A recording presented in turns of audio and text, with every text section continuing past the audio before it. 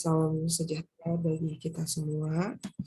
Yang saya hormati Bapak Rian Ardiansyah, juga teman-teman sekalian yang mengambil mata kuliah biometri.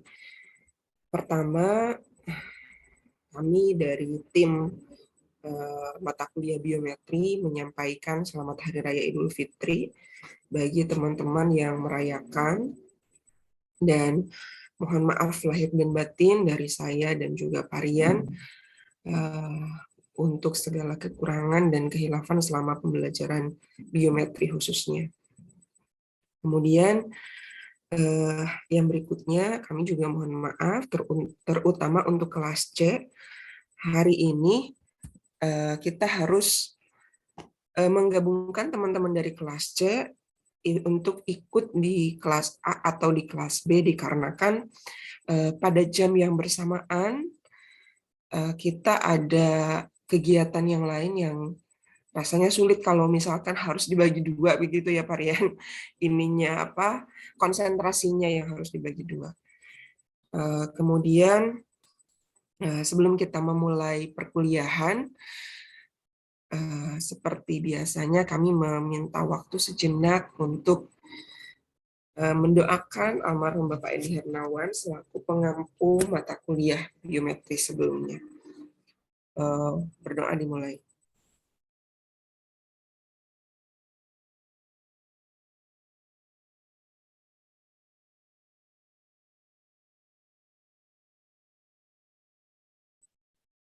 Ya, baik, terima kasih.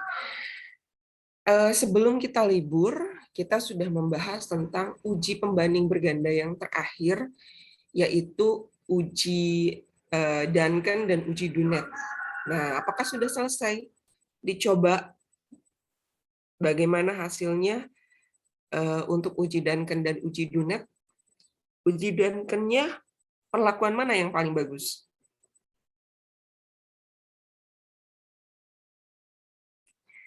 Atau tidak sempat dicoba, keburu buat ini, apa namanya, buat nastar, ketupat, dan yang lainnya, jadi nggak sempat membuat atau menyelesaikan latihan waktu itu ya. Contoh soalnya.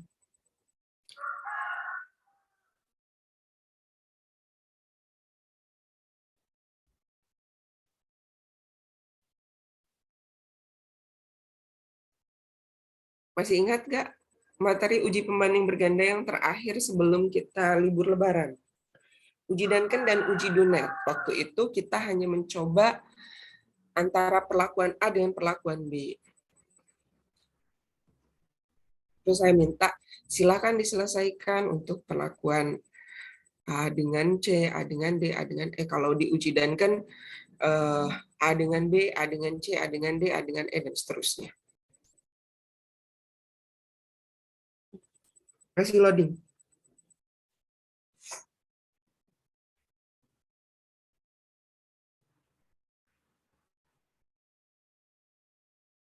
Kalau latihan soalnya sudah dikerjakan. Oke, nanti cek kembali ya. Ini mumpung masih hari raya Idul Fitri, kita kasih diskon aja. Nanti cek antara soal latihan soal, yang maksudnya contoh soal yang uji Duncan dengan uji Dunet. Hasilnya mana yang paling bagus? Perlakuan mana yang paling bagus? Baik, untuk hari ini kita akan membahas tentang percobaan faktorial.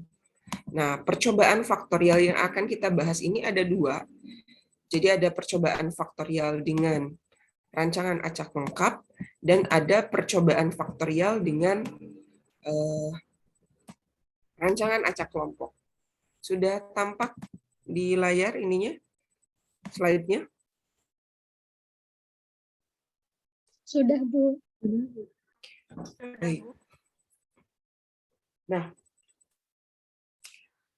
kalau sebelum-sebelumnya di rancangan acak lengkap maupun di rancangan acak kelompok, kita hanya menentukan satu faktor saja. Misalkan pengaruh pupuk saja, pengaruh pengairan, misalkan tingkat pengairan yang berbeda.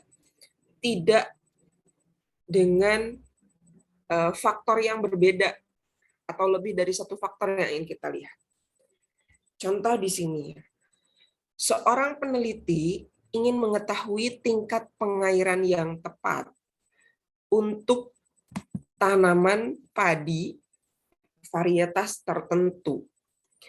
Tetapi pada saat yang bersamaan, dia juga ingin mengetahui dosis pupuk NPK optimum untuk tanaman padi tersebut.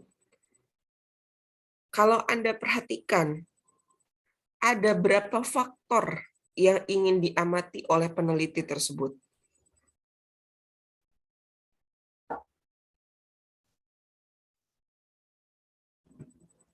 Ada 2, Ibu. Ya kan? Ada berapa faktor yang ingin diamati? Yang mau jawab, di-unmute saja langsung. Ada 2, Bu. Sebentar.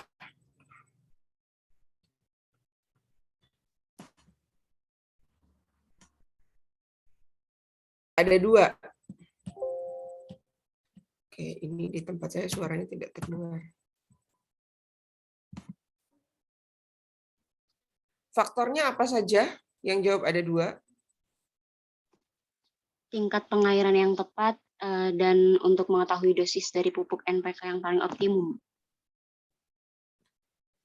Tingkat pengairan dan dosis pupuk optimum. Ya, dosis pupuk NPK optimum. Ada 2 faktor yang berbeda. Berarti di sini tingkat pengairannya berbeda, dosis pupuknya juga berbeda. Bagaimana kedua faktor ini berpengaruh terhadap tanaman padi dengan varietas tertentu. Nah, jika untuk pemecahan masalah tersebut digunakan percobaan faktor tunggal, artinya misalkan kita hanya menggunakan rancangan acak lengkap atau hanya menggunakan rancangan acak kelompok, maka mula-mula peneliti harus membuat percobaan untuk mencari tingkat pengairan terbaik atau optimum dari beberapa tingkat pengairan yang dicobakan. Itu tahapan pertamanya.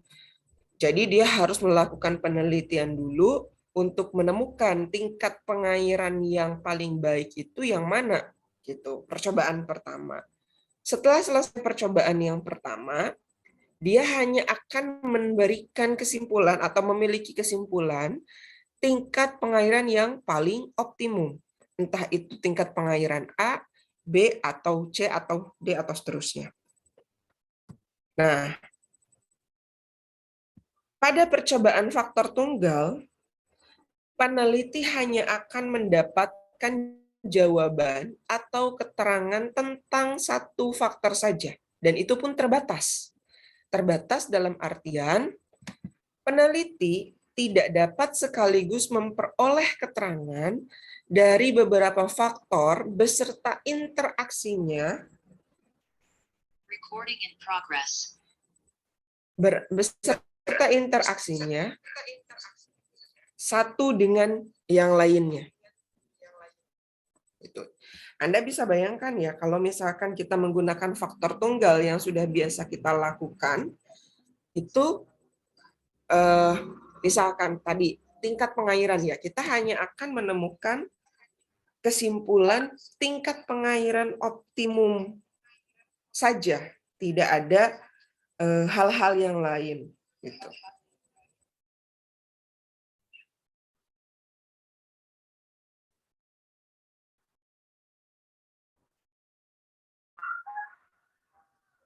Oke.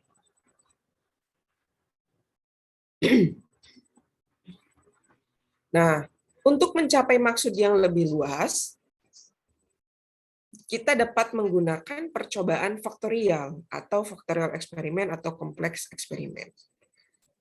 Misalkan, seorang peneliti ingin mengetahui pengaruh waktu tanam, katakanlah sebelum masa tanam dan sesudah masa tanam.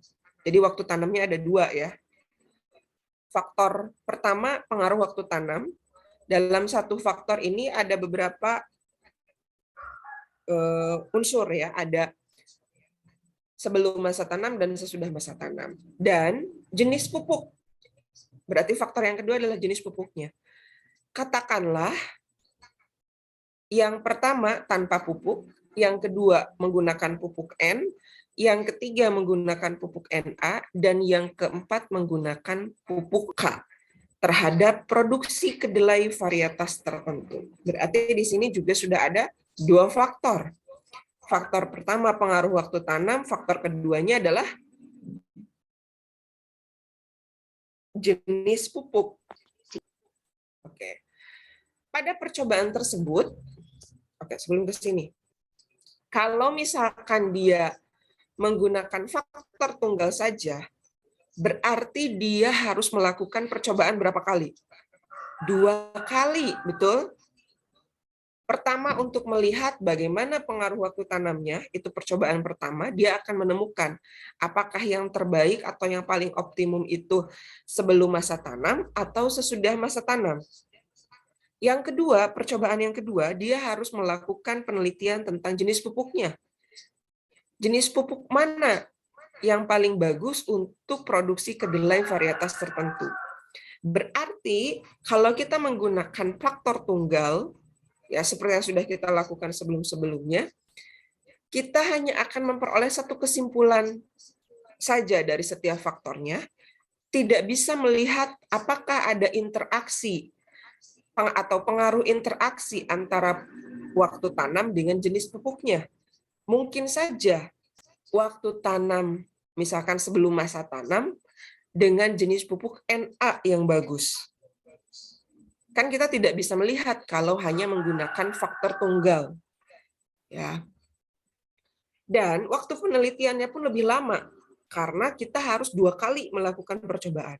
Kalau 2 kali melakukan percobaan, otomatis biayanya pun akan menjadi double, gitu ya, akan menjadi lebih besar. Sehingga ini menjadi salah satu, atau percobaan faktorial ini menjadi salah satu alternatif jika faktor yang akan kita teliti itu lebih dari satu. Baik, kita lanjutkan. Pada percobaan tersebut kita mencobakan berapa faktor? 2 faktor, yaitu ada faktor A. Faktor A di sini adalah waktu tanam, faktor B adalah jenis pupuknya. Faktor A terdiri dari berapa taraf? Ada 2 ya tadi. Sebelum masa tanam, kita simbolkan saja itu adalah A1. Dan sesudah masa tanam, kita simbolkan itu A2. Lalu ada faktor B. Faktor B ini terdiri atas berapa taraf? 4 taraf. Karena tadi ada tanpa pupuk, kita simbolkan B1. Menggunakan pupuk N, kita simbolkan B2. Pupuk Na, B3. Dan pupuk K, B4. Nah, faktor waktu tanam kita sebut sebagai faktor A yang terdiri atas sebelum masa tanam yang dinotasikan dengan A1 dan sesudah masa tanam yang dinotasikan dengan A2. Jadi, dalam hal ini, faktor waktu tanam atau faktor A terdiri atas 2 taraf, yaitu A1 dan A2. Faktor jenis pupuk kita sebut saja faktor B, yang terdiri atas tanpa pupuk yang dinotasikan dengan B1, pupuk N yang dinotasikan dengan B2, pupuk Na yang dinotasikan dengan B3, dan pupuk K yang dinotasikan dengan B4. Nah, jadi dalam hal ini, faktor jenis pupuk atau faktor B itu terdiri atas 4 taraf, yaitu B1, B2, dan B3, dan B4. Maka kombinasi perlakuan yang digunakan adalah A1B1, A1B2, A1B3, A1B4, A2B1, A2B2, A2B3, dan A2B4. Faktor A terdiri dari berapa taraf? 2, A1 dan A2. Faktor B terdiri dari berapa taraf? 4 taraf. Berarti ada B1, B2, B3, dan B4. Sehingga kombinasi perlakuannya 2 dikali 4. Berapa? 8. Coba dilihat kombinasinya 1, 2, 3, 4, 5, 6, 7, 8. Sekarang kalau misalkan faktor A-nya ada 2, faktor B-nya juga ada 2. Berapa kombinasi perlakuan yang digunakan? 4. Betul. Yaitu A1B1, A1B2, A2B1, dan A2B2. Begitu caranya untuk menentukan kombinasi perlakuan yang digunakan. Nah, ini ya salah satu bagaimana penentuan. Anda tinggal pasang-pasangkan saja. Yang ingin kita lihat adalah peningkatan produksi kedelai dengan memperhatikan pengaruh waktu tanam dan pengaruh jenis pupuknya. Sehingga kombinasinya seperti ini. Nah, oleh karena percobaan faktorial seolah-olah merangkum beberapa percobaan faktor tunggal sekaligus,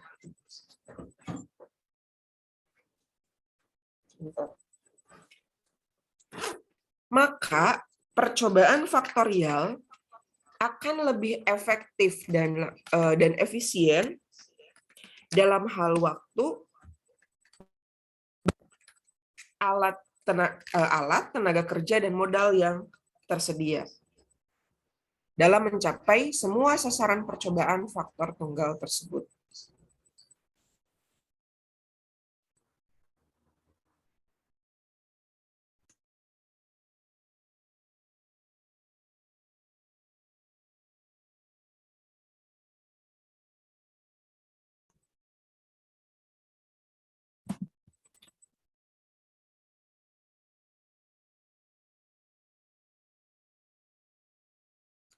Jika pada percobaan faktor tunggal tidak diketahui bagaimana pengaruh-pengaruh faktor utama yang dikombinasikan, maka dalam percobaan faktorial, informasi yang diperoleh itu lebih komprehensif, karena yang dipelajari juga termasuk berbagai interaksi yang ada.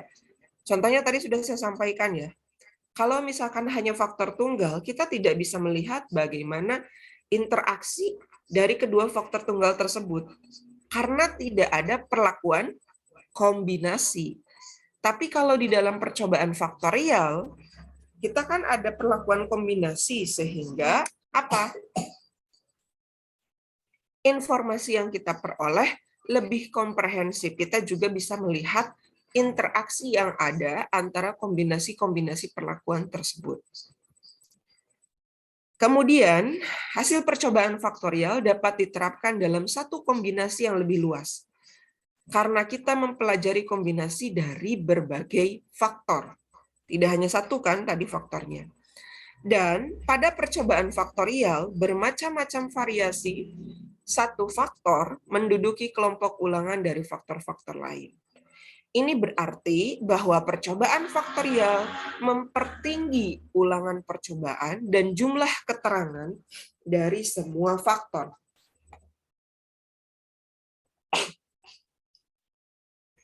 Hal ini jelas akan meningkatkan ketelitian pengamatan terhadap pengaruh-pengaruh faktor perlakuan dalam percobaan. Ya, ini adalah beberapa keuntungan atau keunggulan dalam kita menggunakan percobaan faktorial. Misalkan, sekarang kita masuk ke contoh yang lain. Bila 3 varietas tanaman, ya taruhlah ini adalah faktor A, terdiri dari 3 taraf, ya ada 3 varietas tanaman, kita notasikan saja sebagai V1, V2, dan V3, akan dibandingkan produksinya ada 4 variasi pemupukan nitrogen yang berbeda. Ya, 4 variasi namanya juga, 4 variasi pemupukan nitrogen. Berarti ini adalah faktor B. Taruhlah dinotasikan sebagai N1, N2, N3, dan N4. Maka dalam satu blok ulangan, setiap varietas sudah diulang sebanyak variasi pemupukan nitrogen. Sebaliknya, setiap variasi pemupukan nitrogen juga sudah diulang sebanyak faktor varietas. Hal ini jelas dapat dilihat dari susunan kombinasi faktorial berikut. Nah, karena sudah dikombinasikan ya, jadi ada N1 V1, N2 V1, N3 V1, N4 V1, dan seterusnya. Bisa dibayangkan? 4 kali V1 karena N-nya ada 4. Juga ada kombinasi 3 kali N1 karena V-nya ada 3. Betul. Sehingga terbentuklah 12 plot percobaan, 12 kombinasi. Target utama suatu percobaan faktorial adalah untuk mengetahui pengaruh interaksi. Kenapa? Karena hasil pengamatan dari pengujian pengaruh interaksi ini akan menjadi dasar dalam membuat rekomendasi atau saran tentang apakah faktor-faktor utama harus diterapkan bersama agar produktivitas lebih baik atau tidak. Kan kalau misalkan di faktor tunggal itu tidak ada interaksinya. Sehingga tidak akan ada rekomendasi apakah kedua faktor tunggal itu bisa digunakan secara bersamaan atau tidak. Maka ada 4 rekomendasi yang dapat dibuat, yaitu yang pertama, jika faktor utama A dan B hasilnya adalah atau kesimpulannya berpengaruh tidak nyata, tetapi interaksi A dan B berpengaruh nyata atau sangat nyata, maka rekomendasi hasil percobaan adalah menyarankan agar kedua faktor utama dan A dan B diterapkan secara bersama-sama atau jangan sampai terpisah atau salah satu saja, karena dapat berakibat buruk terhadap produktivitas. Hasil ini juga menunjukkan bahwa pengaruh positif kedua faktor tersebut saling mempengaruhi terhadap hasil percobaan. Itu rekomendasi yang pertama. Jika faktor utama A dan B berpengaruh tidak nyata, tetapi interaksi A dan B-nya berpengaruh nyata atau sangat nyata, maka rekomendasinya kedua faktor utama A dan B diterapkan secara bersama-sama. Yang kedua, jika faktor A dan B keduanya berpengaruh nyata atau sangat nyata, sedangkan interaksi A dan B berpengaruh tidak nyata, maka rekomendasi hasil percobaan adalah menyarankan agar faktor A dan B diterapkan secara terpisah, atau pilih salah satu saja, entah menggunakan faktor A saja atau menggunakan faktor B saja. Karena, kenapa disarankan demikian? Berarti dalam hal ini, faktor A dan faktor B itu bersifat antagonis atau saling menekan pengaruh masing-masing. Sehingga jika dilakukan secara bersamaan, itu akan merugikan. Yang ketiga, jika faktor utama A berpengaruh nyata atau sangat nyata, faktor utama B berpengaruh tidak nyata, dan interaksi A dan B berpengaruh nyata atau sangat nyata, maka rekomendasi hasil percobaan adalah menyarankan agar yang diterapkan hanya faktor A saja, atau kombinasi faktor A dan B. Hal ini menunjukkan bahwa faktor B pengaruhnya ditingkatkan oleh faktor A. Sehingga pada kondisi ini, interaksi adalah pengaruh peningkatan faktor A terhadap pengaruh faktor B. Dan yang keempat, jika faktor utama A berpengaruh nyata atau sangat nyata, sedangkan faktor utama B berpengaruh tidak nyata, dan interaksi A dan B berpengaruh tidak nyata, maka rekomendasi hasil percobaan adalah menyarankan agar yang diterapkan hanya faktor A saja. Hasil ini menunjukkan bahwa faktor yang tidak nyata itu tidak perlu diterapkan, karena secara alami akan merugikan jika diterapkan secara bersama-sama. Sampai di sini dulu. Ada yang mau ditanyakan? Silakan.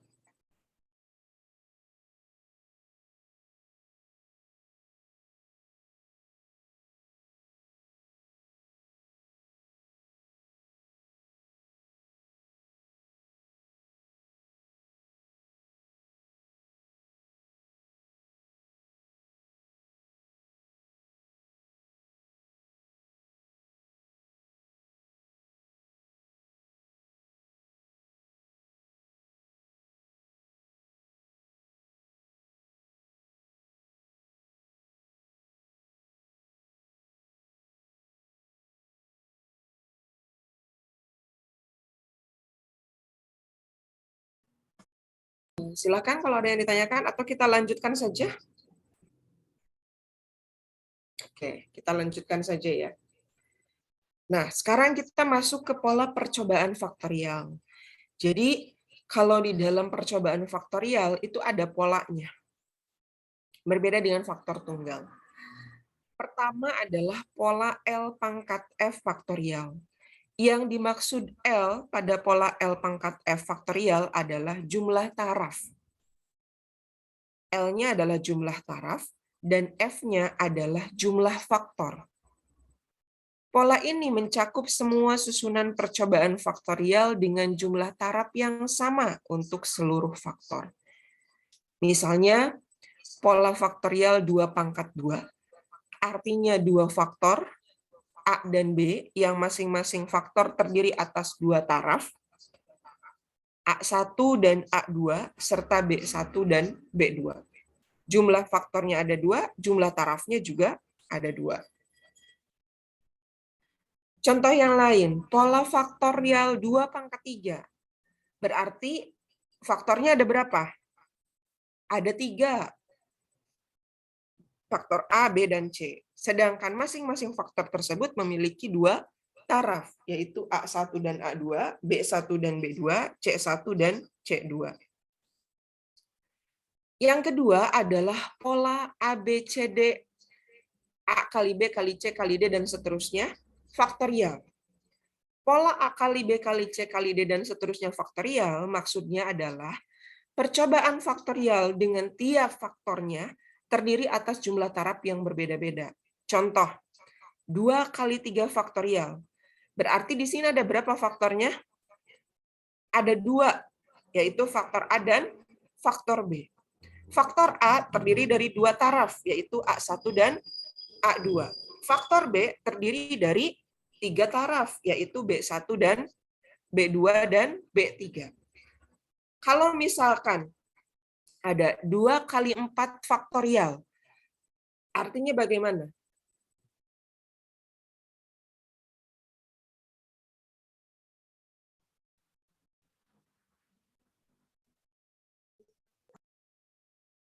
Artinya bagaimana?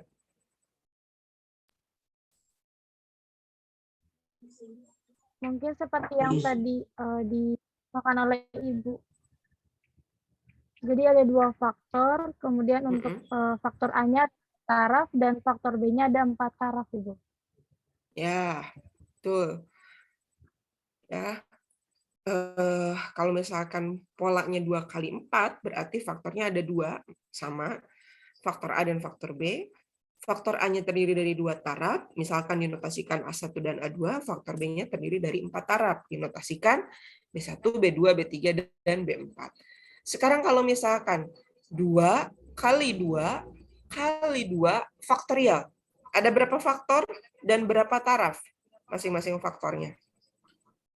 Ada 3 faktor, masing-masing ada 2 taraf. Faktornya ada berapa?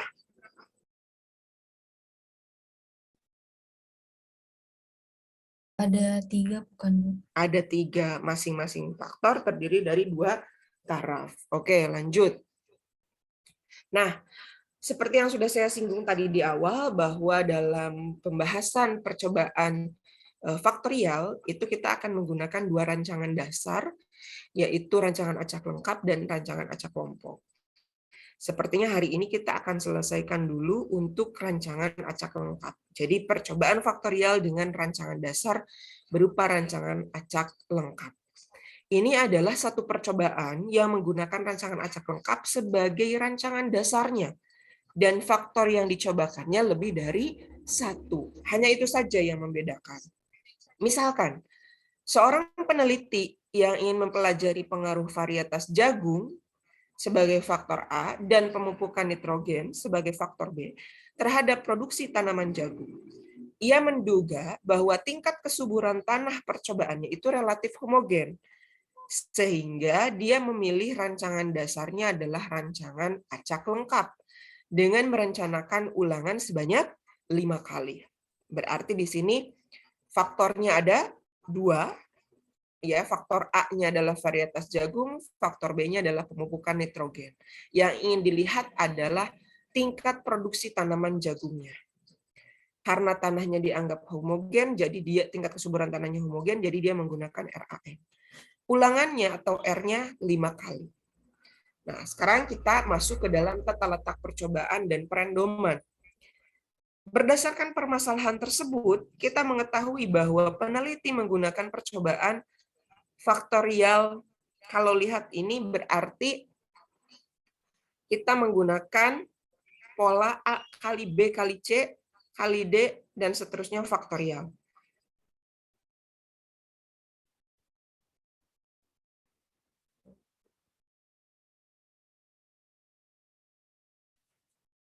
Dalam hal ini, setiap faktor ini terdiri dari 2 taraf. Berarti percobaan faktorial ini menggunakan pola berapa kali berapa? 2 faktor, masing-masing faktor 2 taraf. Berarti menggunakan pola 2 kali 2. Betul? Oke. Sehingga terdapat berapa kombinasi? Tinggal dikalikan saja 2 kali 2. Berarti ada berapa kombinasi? 4 kombinasi perlakuan, yaitu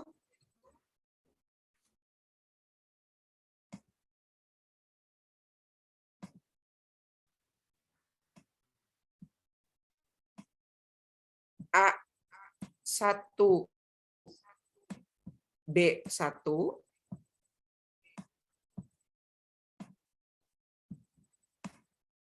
A1, B2,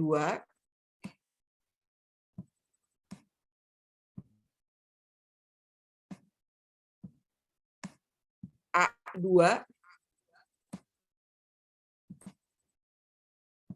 B1,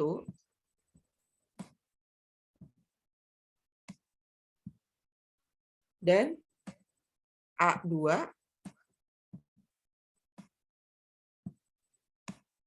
B2. Oke.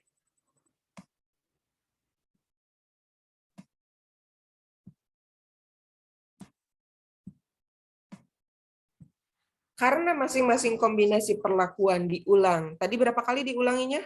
Ulangannya? Di soal? 5 kali. 5 kali. Berarti kita harus menyediakan plot percobaan sebanyak berapa? Kombinasinya ada 4. Ulangannya ada 5.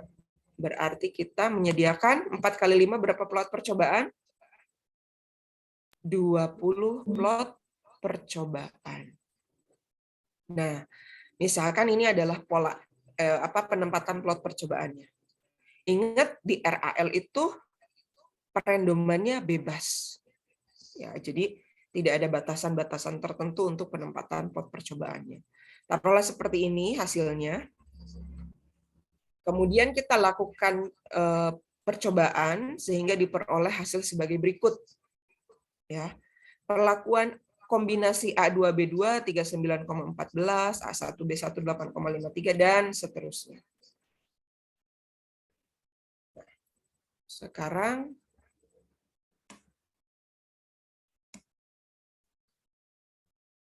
Kita masuk ke sini.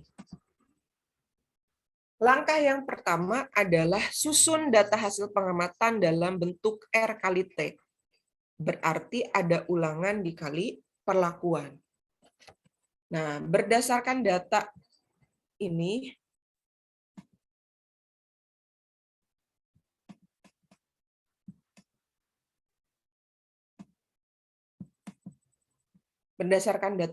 kita tinggal masukkan saja ke sini. Cari A1, B1, nilainya berapa?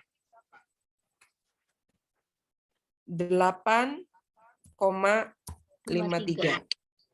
Ini kan A1, B1. Kemudian cari lagi A1, B1 ulangan yang kedua. 20,53. Ulangan yang ketiga. 12,53. Ulangan yang keempat. 14,00. Ulangan yang kelima 10,80. Oke. Silahkan masukkan data kombinasi A1B2, A2B1, A2B2. Coba.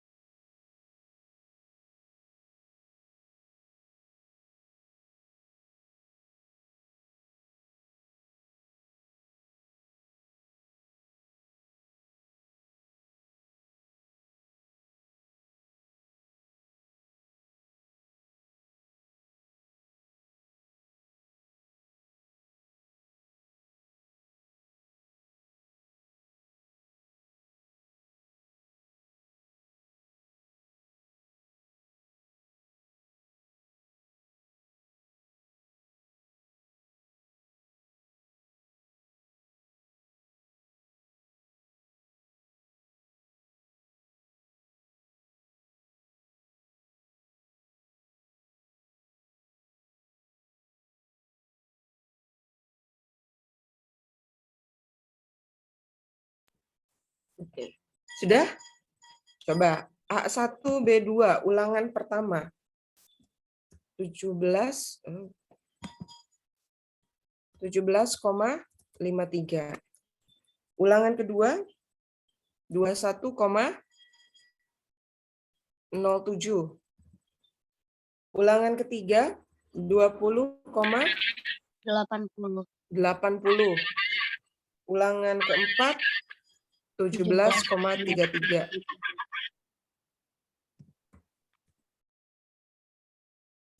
Ulangan kelima 20,07. 07. A2B1 32,00 ulangan pertama, ulangan keduanya 23,80, ulangan ketiganya 28,87, ulangan keempatnya 25,06, ulangan kelimanya 29,33.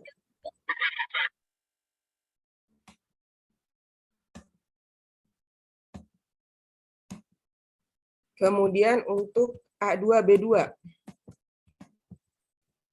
Ulangan pertamanya berapa? 39,14. Ya, 39,14. Ini jadi tidak. Terus yang keduanya? 26,20. Ya, 26,20. Ini sebentar. Tidak bisa. Oke, sudah bisa. 39,14,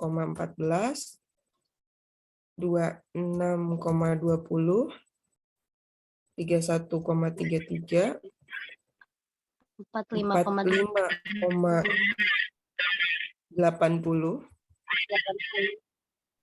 40,20.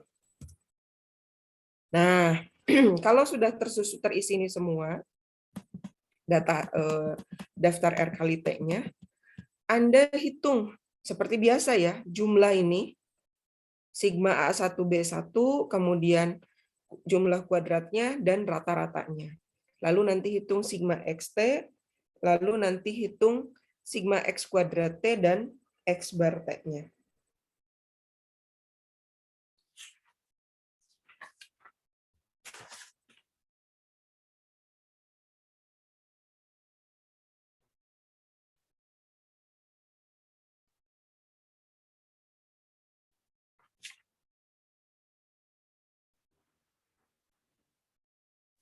Silakan.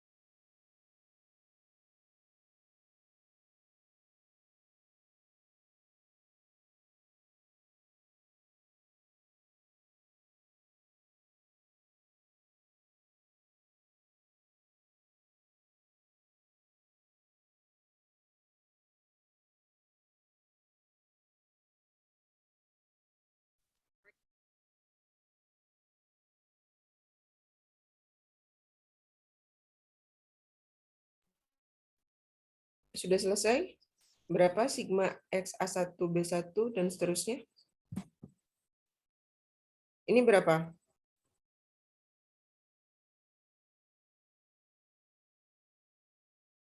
Masih. 66,39. Ya, media berapa? 66,39. Ini 66,39. Ada yang beda? Kuadratnya 963,88. X-barnya 13,28. Ini 96,80.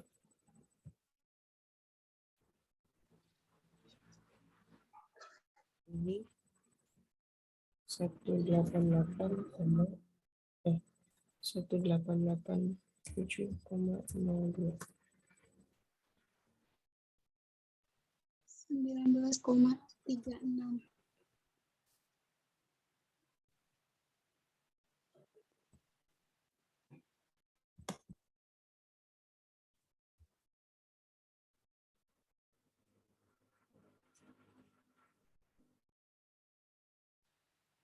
Tiga 912,17 27,81.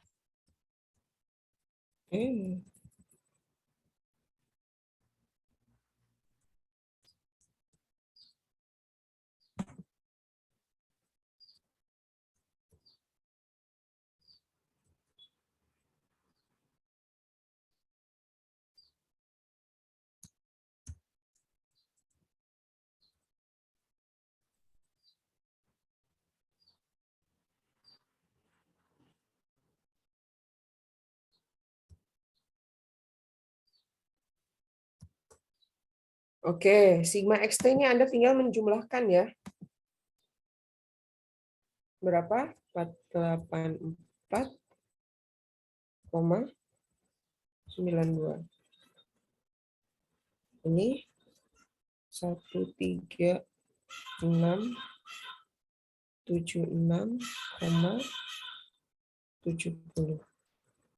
Nah, X bar T-nya ini bukan berarti dijumlahkan semua, tapi karena kombinasinya ada berapa?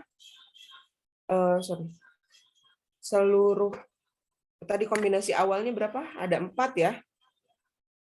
Ada A1, B1, A1B2, A2B1, dan A2B2. Ini dijumlahkan, dibagi itu berapa?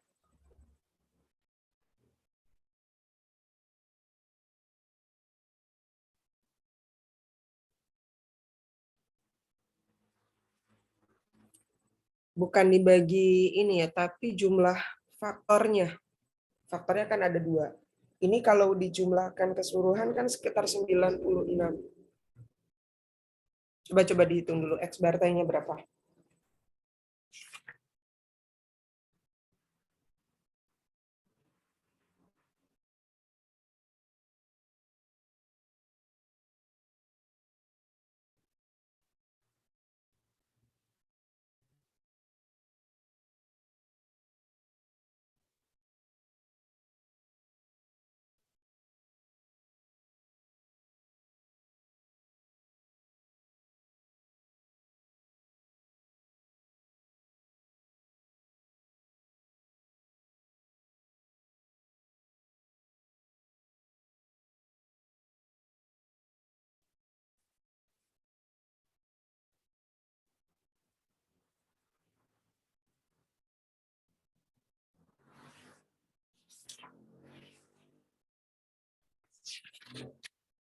X bar T-nya berapa?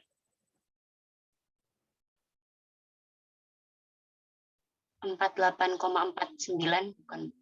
Ya, 48,49. Ini ya. Ini kalau dijumlahkan karena di sini ada dua Ada 2 faktor, langsung aja dijumlahkan dibagi 2.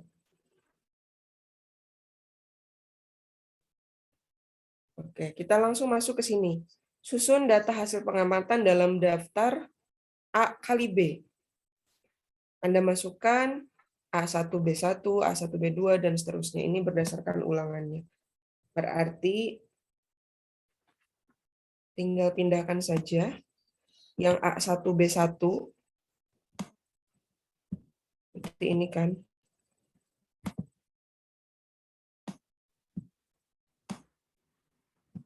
Sini. Kemudian A2, B1. Cari. Ini data yang tadi. Kombinasi A2, B1.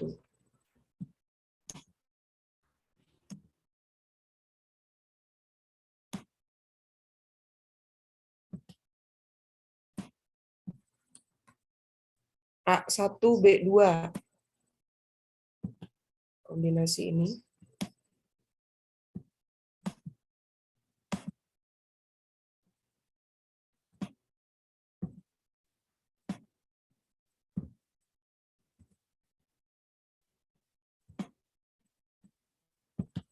Terus A2, B2.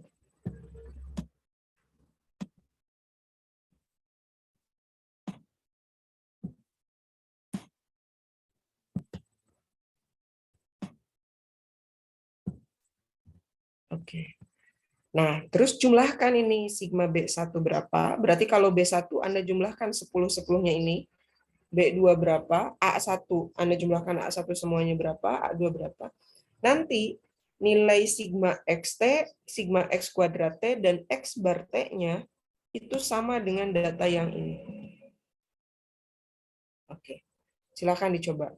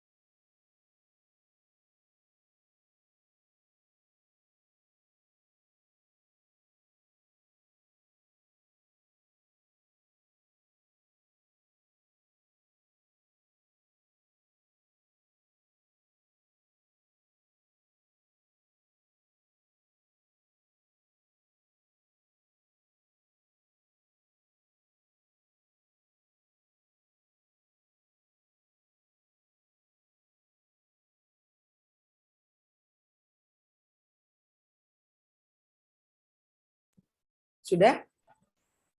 A1 berapa sigma A1-nya?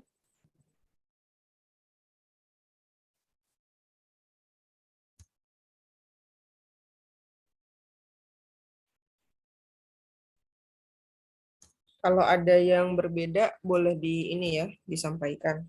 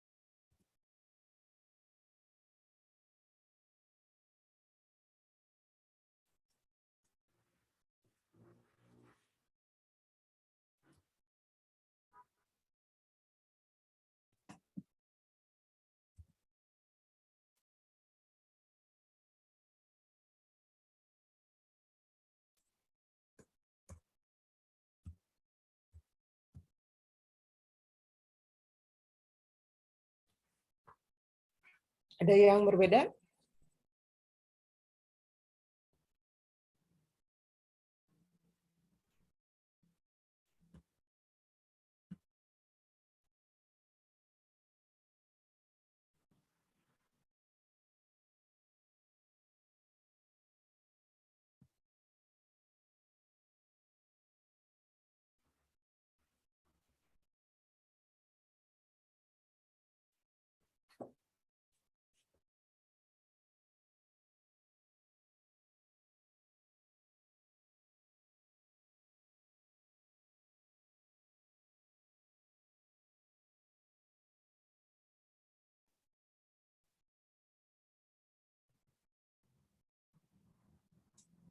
Oke, selanjutnya, misalkan tidak ada yang ini, analisis datanya kita lihat, kita buat hipotesisnya.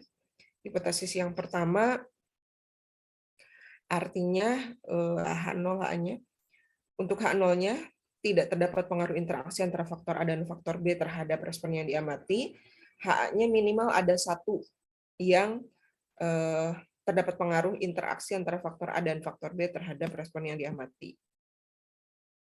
Yang kedua, hipotesis yang kedua, H0 artinya tidak terdapat pengaruh faktor A terhadap respon yang diamati. H-nya minimal ada satu faktor A yang berpengaruh terhadap respon yang diamati. Yang ketiga, H0-nya tidak terdapat pengaruh faktor B terhadap respon yang diamati. H-nya minimal ada satu faktor B yang berpengaruh terhadap respon yang diamati. Karena kan tadi ada beberapa faktor, ada dua faktor, ada dua taraf, dan juga ada beberapa kombinasi. Ya, jadi ada tiga hipotesisnya yang harus dibuat. Melihat pengaruh faktor A, faktor B, dan juga kombinasinya. Kaidah pengujian hipotesisnya sama saja. Jika hasil analisis hitungnya F hitung kurang dari sama dengan F0,05, maka kesimpulan analisisnya berbeda tidak nyata, kesimpulan penelitiannya terima H0. Jika F hitung berada di antara F0,05 dan F0,01, maka kesimpulan analisisnya berbeda nyata, tolakan 0. Jika F hitung lebih besar dari F 0,01, maka kesimpulan analisisnya berbeda sangat nyata tolakan 0. Masuk ke perhitungan ini. Analisis sidik ragam. Seperti biasanya, ini yang dihitung adalah faktor koreksi dulu.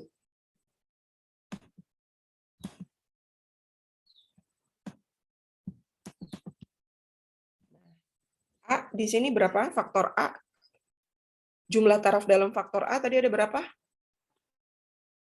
Ada 2. Jumlah taraf dalam faktor B? 2. Sigma XT-nya? 484,92. R-nya 5. FK-nya berapa? Coba dihitung.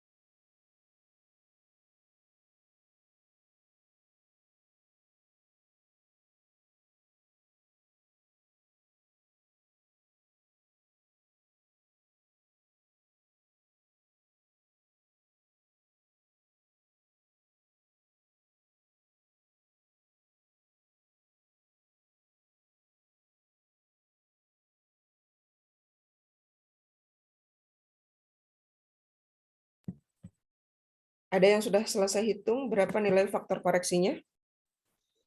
11757,37 bukan, Bu?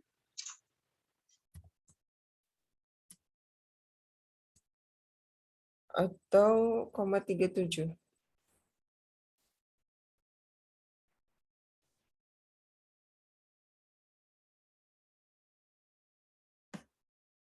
Kemudian hitung JKT. Ini sigma X kuadrat T-nya.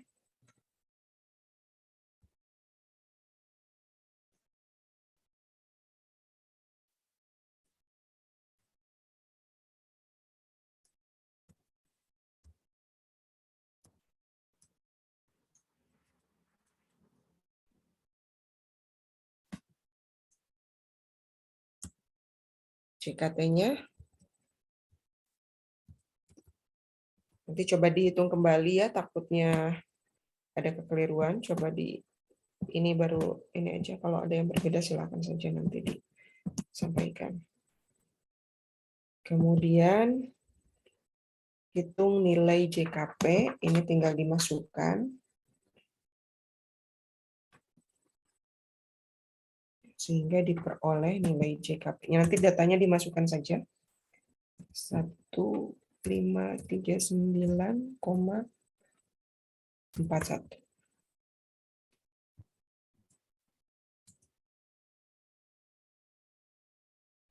Ini juga sama. Datanya tinggal dimasukkan saja, nanti hasilnya diperoleh 379,92.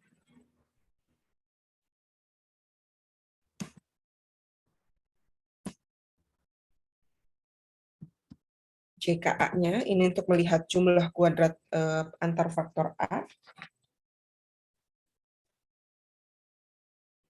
Ini hasilnya 273,95.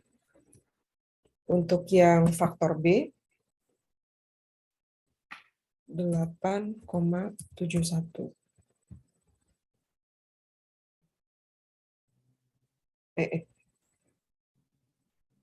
Terbalik salah. Ini untuk yang B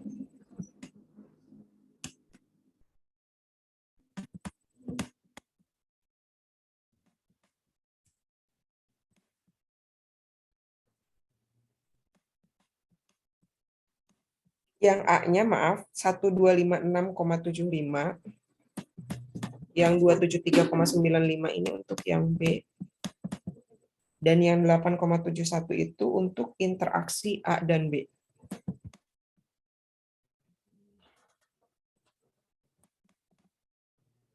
Apa error?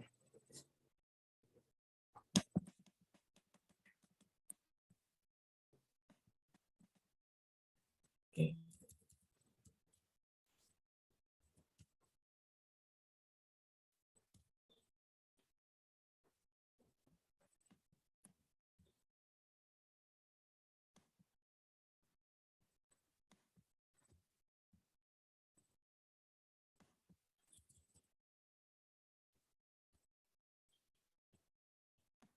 Error. Tapi itu saja ya, untuk yang faktor A-nya 1256,75, faktor B 273,95, faktor AB atau interaksi A dan B itu 8,71. Baru nanti masukkan ke hasil dari analisis sidik ragam. Ini caranya sama.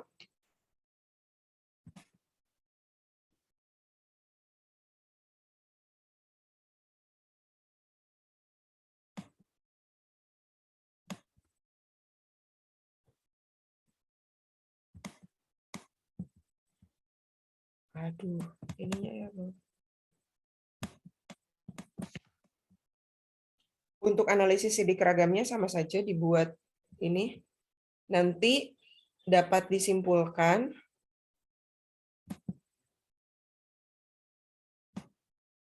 nah, oke, ini datanya tinggal dimasukkan saja. Ini faktor A kali B berarti di sini ada 3, kemudian 1, ya bisa lah ini mas 1, kemudian 1, 16, 19. Data yang ini Anda tinggal masukkan, ini tinggal dibagi. Nah, paling ini untuk F hitung, untuk faktor A,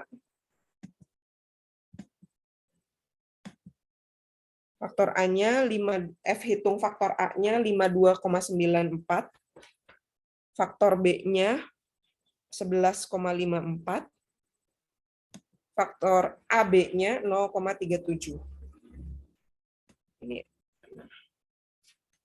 Ini F hitungnya 4,49. Ini 8,53.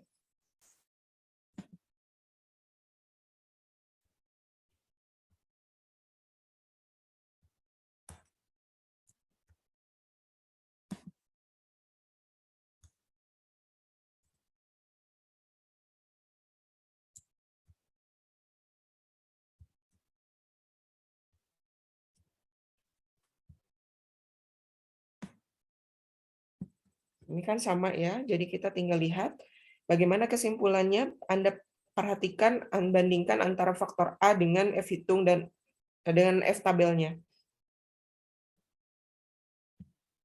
Nah, ini faktor A, F hitungnya berapa? 52,94. Berarti lebih besar dari F 0,01 ya. Terima atau tolak H0? Tolak H0. Tolak H0 berbeda sangat nyata. Faktor B, bandingkan dengan ini. Lebih besar ya. Berarti tolak H0 juga. Berbeda sangat nyata. Interaksinya 0,37 dengan 4,49. Lebih besar apa lebih kecil? Lebih kecil. Tidak ada pengaruhnya. Maka rekomendasinya yang mana? Faktor A berpengaruh sangat besar, faktor B berpengaruh sangat besar, tapi interaksinya tidak berpengaruh. Coba lihat ke rekomendasi yang ini.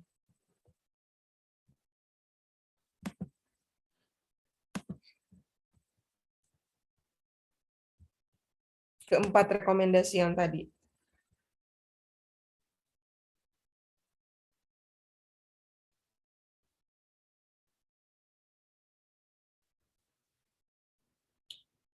Berarti yang mana? Yang ini kan? faktor A dan faktor B-nya berpengaruh sangat nyata, betul?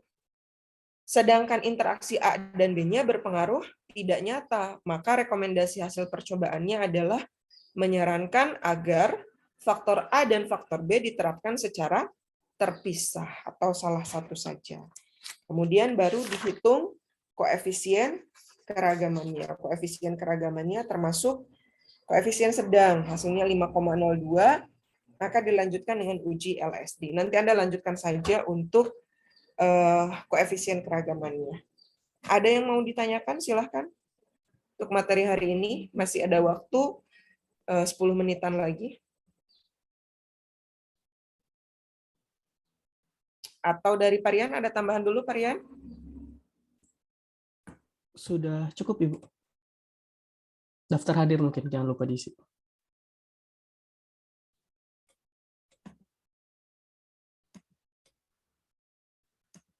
Oke, baik. Ya, kalau misalkan tidak ada yang ditanyakan, saya kira pertemuan hari ini sudah bisa diakhiri. Terima kasih atas segala perhatiannya. Kalau misalkan ada yang perlu didiskusikan lagi, nanti bisa didiskusikan baik secara langsung dengan saya ataupun Pak Rian di grup, atau seperti apa silahkan. Nah, kemudian kita melihat waktu untuk sebelum kita UAS ya, Pak Rian. Kita ada waktu sekitar berapa minggu lagi ya? 20, tanggal 27, terus tanggal 3 dan tanggal 10. Berarti ada 4 mingguan lagi sebelum kita masuk ke UAS yang pertama. Kalau misalkan dalam waktu 4 minggu itu kita bisa menyelesaikan keseluruhan materi, insya Allah kita akan UAS di minggu yang pertama ya, Pak Rian. Berarti di tanggal 17 Juni. Tetapi kalau misalkan tidak selesai dalam waktu 4 minggu tersebut, kita tidak tahu ke depannya ada halangan seperti apa. Karena seperti hari ini ya Pak Rian, kita jadwalkan tetap masuk, ternyata ada gangguan sosialisasi UTBK gitu ya. Kemudian ya pokoknya untuk jadwal UAS itu antara 13 sampai antara tanggal 17 Juni atau 24 Juni untuk mata kuliah biometri. Untuk hari ini sementara mungkin tugasnya nanti menyusul ya Pak Rian, juga termasuk untuk PPT-nya. Nanti kita coba selesaikan dulu, baru diunggah di Trello. Ya, itu saja. Jangan lupa absensinya diisi. Terima kasih, mudah-mudahan pertemuan hari ini ada manfaatnya untuk kita semua. Kita tutup saja dengan hamdalah bersama-sama. Alhamdulillahirabbil alamin. Wassalamualaikum warahmatullahi wabarakatuh.